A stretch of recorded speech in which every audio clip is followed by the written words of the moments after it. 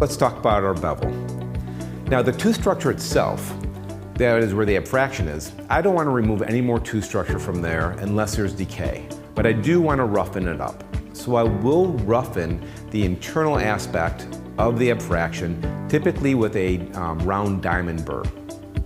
If there's sharp corners on any of those areas, I want to smooth those off. Now for the bevel, most dentists are taught to place about a 0.5 millimeter to 1 millimeter bevel for their class 4s, their class 5s, and their class 3s.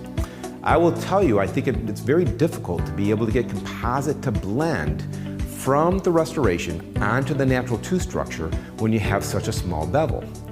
So in my world, my rule is I like my bevel to be about the same distance, the same length as the restoration that I'm replacing. So for instance, if I have a 3 millimeter tall cervical lesion from cervical to the coronal portion, then my bevel is going to be about 3 millimeters long also. I like my bevel to be deeper, that is close just outside the DEJ, and then it just sort of fades away as it goes towards the coronal portion. I also like to add a little scallop to the design. I like the scallop because it allows for the composite material to blend in better. You know, our eyes are really good at seeing straight lines, but the purpose of the scallop is a camouflaging technique. So it makes it easier for the material to blend in, less obvious to our eyes that this is where the restorative material is.